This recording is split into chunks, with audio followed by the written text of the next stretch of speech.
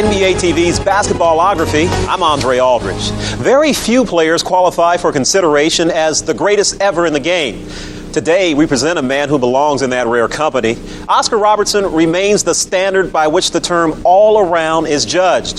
The first big guard in NBA history, Robertson accomplished a mind-boggling feat, averaging a triple-double for an entire season. The Big O became one of the NBA's all-time leaders in scoring and assists during his 14-year career, first with the Cincinnati Royals and later with the Milwaukee Bucks, with whom he won a title in 1971. Now look back at a man who took on all challengers and still came out on top, Oscar Robertson.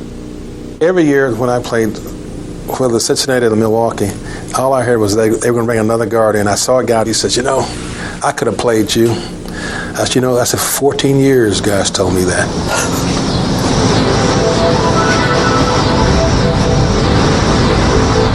Starting from high school, we went to an all-black high school, Christmas Addicts High School in Indianapolis, Indiana. As a matter of fact, our high school was put in existence by the Ku Klux Klan because they didn't want the black teachers teaching in white schools. Because of that, I think I got the best education in the world from these teachers. When I came to high school to play basketball, I met a man named Goose Tatum, clown prince of basketball. Owning a comfortable lead late in the game, the Trotters play a little baseball at midcourt. And Mr. Tatum belts a homer. I knew all the tricks. I could throw it through my legs, behind my back, and kick it back, and over my arm and spin it. When I went to high school, my coach said, if I ever hear you doing this, I see you doing it, you will never play basketball for me. So I never would do it after that. I could dribble behind my back. I'd dunk the ball in the parks and whatnot. But he said he didn't want me to be considered a globetrotter because during that day and age, everyone figured that all blacks were clowns, not smart, couldn't do anything but jump. But we proved them wrong. My game was a simple game. I tried to get the jump shot. If I got fouled, I got on the foul line. I tried to get there as easiest way I could. So didn't take bad shots, didn't shoot a lot, moved the ball around and tried to get my teammates involved in the whole process of playing basketball. But I tried to do it as easy as I could. You play with the competition. You try to really respect your competition and try to be successful against it, which is all I tried to do. When I started playing basketball, I played a guard because I was 5'7" or 5'8". But my grandparents lived in Tennessee on a farm. So one summer after my freshman year, I sent me back to the farm to work all summer, and I grew 7 or 8 inches. But I still had the guard skill, so I never stopped playing guard. Because when you're growing, folks, you don't think that you're growing at all. But people, when I came back to Indianapolis, Indiana, all my friends would look at me and stare and say, man, what happened to you? And I couldn't understand what they were talking about, but really I did grow quite a bit. It was quite a few inches to grow one year. When I played in Indianapolis, Indiana, all the whites would come over to our parks to play because they wanted to play against the best. And the guys that came and played were great. They became great players. You play all over the city. You play against older players, better, younger players. You play to get better. The playgrounds were always great competition, but being young, to be able to get in there and play was difficult because the older players would never, ever give you an opportunity to play if you didn't warrant it. And so you have to challenge them. And you get your group of players to challenge guys on the court, and if you beat them, they would accept you. And fortunately for us, we beat them. My earliest remembrance of greatness for me was playing at Butler Fieldhouse. In 1955, we were the first high school from Indianapolis to win a high school championship, first all-black team. As a matter of fact, we played against a team from Gary Roosevelt, which was an all-black team. And to this day, I'm very happy to have been in part of the game because I think it was a historical game in that it almost integrated the school system in Indianapolis, Indiana. And lo and behold, what happens the next year? We go undefeated and win it again. So it was quite a feat, I would say. Where I learned to play basketball, I learned to help other people on the court. I learned to run the offense. I learned it from an early age. I learned to take good shots. I learned to help rebound. So I learned all these things. So when I got involved in the pros, it just was extension of Oscar Robertson from his early days. But I got smarter. I got more mature as a basketball player. After high school, Oscar Robertson enrolled at the University of Cincinnati, where he would become one of the best players in the history of the college game. He then went on to lead the U.S. national team to the gold medal in the 1960 Olympics in Rome. Though a local star as a high school athlete in Indianapolis, Robertson broke out on the national stage when he arrived in Cincinnati. For our feature of the week, we present the 1959 Consensus All-America basketball team. I wanted to get a business degree, and I read about Cincinnati having a co-op program, and I also didn't want to go that far from home, you know. The advantage I have is that I played forward. I also played the pivot with the Cincinnati Bearcats, but I could dribble the basketball. There were some guys who were about the same size, but they weren't that adept at dribbling the basketball like I was. Oscar can do more things with a basketball than any collegian in the nation. I never felt that I didn't fit in anywhere on a basketball court, no matter whether I was in high school or not. I knew I could play basketball, and just a matter of just giving me the ball and getting in the system, getting with the other guys and getting it done. Now, I wanted to go to Indiana, but sometimes fate takes over in what you do as a person, especially in sports, and fate got me to Cincinnati, and I think I had a tremendous 3 seasons there because you couldn't play as a freshman. Ladies and gentlemen, Oscar Robertson has now scored 2,539 points in his varsity career. This is the greatest 3-year total ever to be scored in major college competition. I played for a guy named George Smith. He let you play. We had a team, you know, all about the same size. We were up and down the court pressing and really running the basketball. It was a lot of fun. I think anything is fun when you win. Olympiad 1960, the 17th Olympic Summer Games from Rome. To make the Olympic team was the highlight of my career. Even just getting there was not the ultimate challenge, really. The ultimate challenge was to go into the Olympics and play with all the political people telling you, you better not lose, you can't lose, if you get beat, hey, you know, you never live this down, which is true. America's skilled courtmen dominated the games and turned back the challengers of all contenders to score a convincing triumph. When I played, what's purest of all basketball, amateur players playing against the world and winning. Well, I cherish those moments, no doubt about that. To come from a black neighborhood in Indianapolis, Indiana, to this gold medal stand when we were standing there as a team and accepting the gold medal, you know, to get there and get that done was. Oscar Robertson's college career was nothing short of brilliant. He won the national scoring title and was named College Player of the Year in each of his three seasons at Bearcats. His team 2 Final Fours and a 79-9 overall record. He was the first player chosen in the 1960 NBA draft, a territorial selection by the Cincinnati Royals. And it wasn't long before he was dominating the competition in the NBA. When I got out of school, I seized the opportunity to play pro basketball. I felt I could play against anybody, and that's all I cared about. The team that I was with, Cincinnati, we didn't have a lot. So we had to get good shots. We had to have controlled break. We had to play good team defense. We had to have team rebounding. So if I controlled it that way, you know, I guess I did. I just felt that at the end of the game or when the game was on the line, I wanted to have the ball in my hands. When I played, you had to keep the forwards happy. You had to keep the centers happy because in those days, if you didn't score, you didn't get paid. Those days, when you came down the floor, you think about the offense, think about the tempo, you think about who's going good for your team. For instance, if I got a guy like Jack Twyman and the person can't guard him, I'm going to go to Jack Twyman. I'm not going to be fooled enough to go to some guy who's been guarded like crazy over here on the right. You go to what's working for you. So therefore, you have to know the offense. You have to know the players. For instance, if you switched off of me on someone else, you got to know that. You know, point guards, you know, I think it takes time to really gain all the knowledge that you need to play point guard. Everyone now they say because the guy's outside, he's a point guard. But they're not point guards because point guards understand the players, the tempo of the game, when to go fast, when to slow it down. He understands the clock. You know, you work the clock, and you got to make sure you keep the guys happy. That means more to me than almost getting an assist sometimes because you got a guy that's standing on the basket, busting his hump, getting rebounds, and never gets a chance to shoot. It's not going to work. Get in the ball a couple of times, he'll do magic for you. Oscar Robertson of the Cincinnati Royals. He's the game's top playmaker who completed the record-breaking total of 889 assists last winter, who was third in league scoring with 2,432 points, and who led the Royals with a 30.8-point game average, the most rebounds, and a .478 shooting average. The Big O of Cincinnati.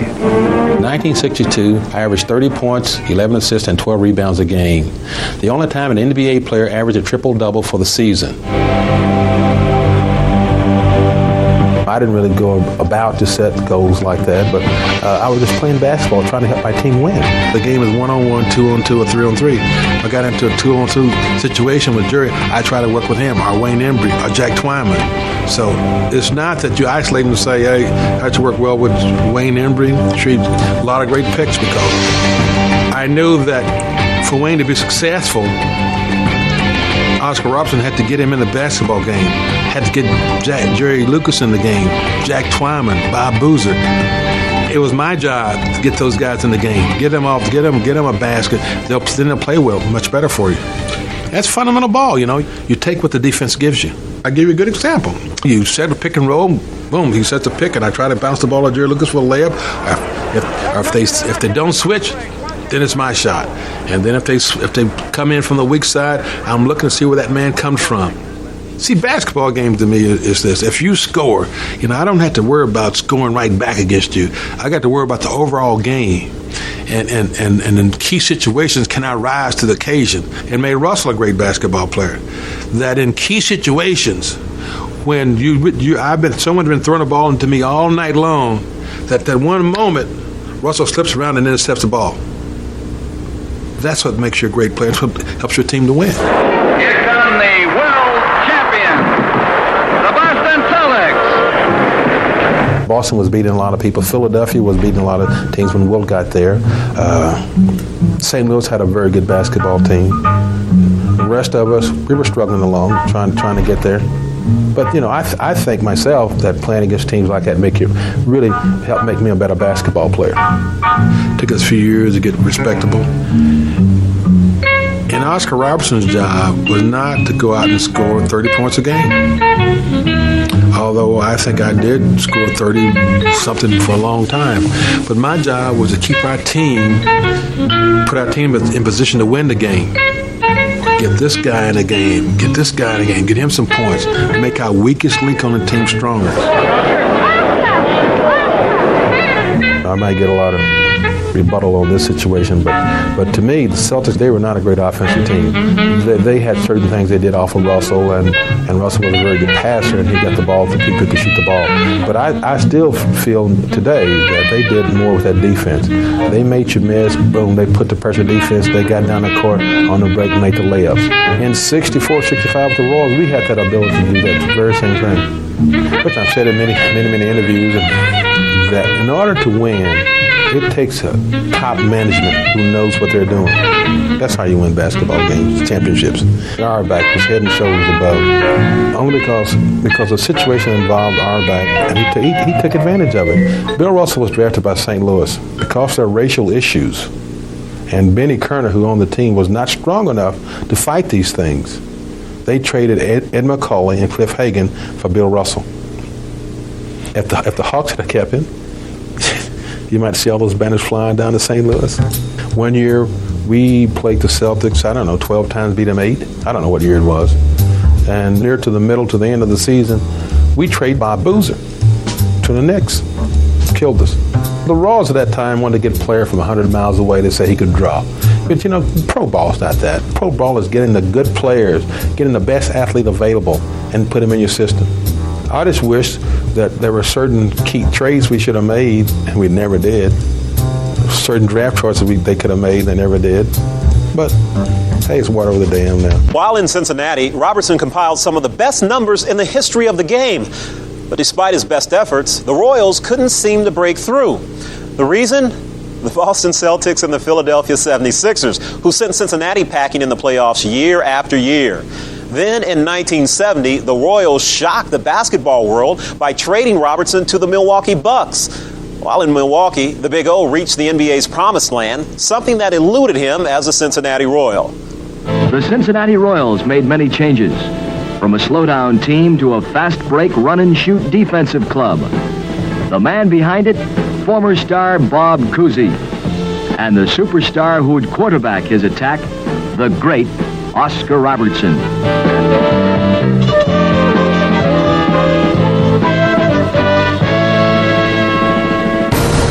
when you trade Oscar Robertson, who made all pro for 10 straight years, and then you have the written that I hadn't done anything. I never got a scratch. I never got a hurt. I never got this. But this is why that's why I say as an adult when you play basketball, and especially in America, you learn to cope with everything. You don't let anything bother your game, and this is what I call being a true pro. I didn't like the situation because I felt that it wasn't that I didn't want to be traded, because I think in life an athlete, especially being a black athlete, it's not the same as being a white athlete. Because I give a good example now. Red kept Cousy and Sharman on the team way beyond the time he should have kept them. And the other players are the same situation. But it was all right. It worked out fine for me. I didn't want to go, but I knew that sometimes in life, change is good for you. When I was first told by Bob Cousy, he called one night and said, hey, we're going to trade you. I said, fine. I said, well, Bob, he said, we're going to trade you to Baltimore for Gus Johnson. I said, Bob, you better read my contract. The key to the whole deal was that some years ago, I had a clause put in my contract by the Royals attorney, which gave me the final rights on any trade. And so actually, with my attorney, he said, where do you want to go? And I said, well, since I'm from the Midwest, and folks now will know the true story. Since I'm from the Midwest and my kids are young, I said, I've always been in the Midwest. I said, I'd like to go to Milwaukee.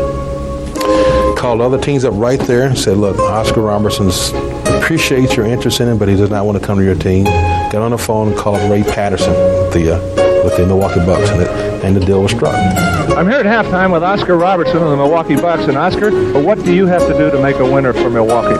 Well, we got to get our break going and set up our plays and patterns and things of this type. We just keep the team together when in a situation like this, when we get behind. You shouldn't, you can drop down a few points. You shouldn't rattle yourself. You should take your time, come down your pattern, and play ball that way. When I went to Milwaukee, we had McLaughlin, Bobby Dandridge, Greg Smith, who were not household names per se, and Kareem.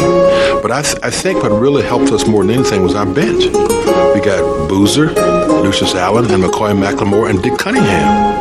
I had no thought that we were going to win until we started playing. Once we started playing an exhibition season and whatnot, then the guys on the bench picked up, and we got the chemistry going good. So, this is when you can tell. I'll always tell anyone, the only way you win championships is from the ownership of the team. Some way, somehow, in order to win, you got to make a key trade. Robertson guarded by Jack Marin. Alcindor.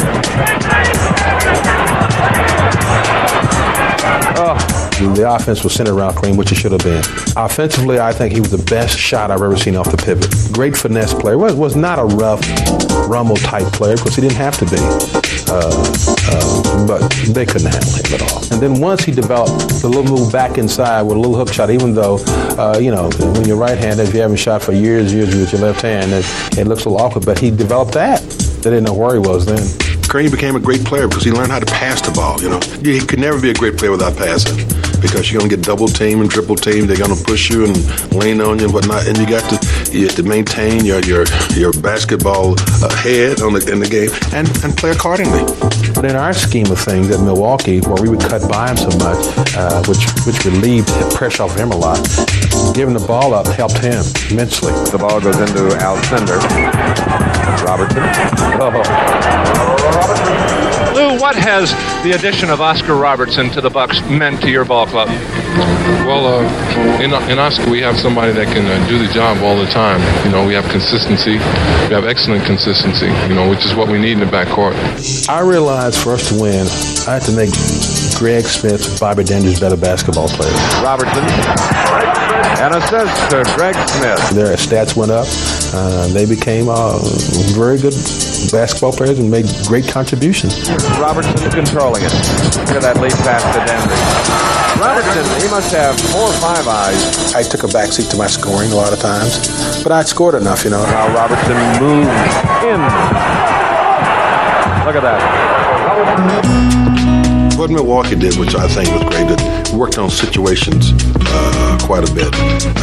1 point down with a minute to go, or 30 seconds ago, then try to get the ball back, try to get the ball in down to certain spots on the floor. This is what you work on. My job was to run the team, set up the offense, get us moving, get us into a championship, get us into position to win a championship. And I did that. We beat everybody, beat them soundly. We took a back seat to nobody. I played with a group of guys who achieved the ultimate in their careers. They improved more than I did when I went to the Bucks. Just a few seconds on the clock tick away, bringing Milwaukee an NBA championship in only its third season in the league. Big Lou Alcindor, the regular season MVP, is awarded the same honor as the outstanding player in the playoffs, and Oscar Robertson has the satisfaction of his first NBA championship in his 11th professional season. I'm glad we won because it took a lot of critics out of the ball game. You know, a lot of guys, well, you've been a great player, but you never won. You know, all stuff like that, you know, which is what critics do, but just neither here nor there. That silenced them. And the other guys on the team, the young people, to experience that, you know, it was really tremendous for them also. I've always said that when I got into pro ball, I wanted to play 14 years, and that was it. During that summer, there was an expansion team, and the Bucks made reference to some things about that they were trying to protect me, but they really were not. And I told them I didn't want to play. I told them that was my last game. And I just didn't feel that I wanted to play anymore. You know, I've often been asked on different occasions about certain highlights in my life, and this goes without saying, this is one of the biggest I've ever had. My family and myself deeply appreciate everything that you've done for me. The gifts are lovely, and everything that's been connected with the Big O Day has been fantastic. I'd just like to say that getting the awards is very good as an athlete. Being honored is very great as an athlete. But I think the most rewarding thing that an athlete can have is to have his friends with him when he's being celebrated on a day like this. I think this is much more rewarding than anything I could ever receive that's material. Basketball has been my life. I enjoyed it, and I hope I brought a lot of joy to a lot of other people as well. He began his rise to stardom at Crispus Attucks High, leading his teams to 2 straight state titles. From there, he became a 3-time All-American at Cincinnati, an Olympic gold medalist, and one of the greatest players in NBA history. Along the way, he set the standard for versatility, becoming the first NBA player to average a triple-double for an entire season. The Big O, Oscar Robertson.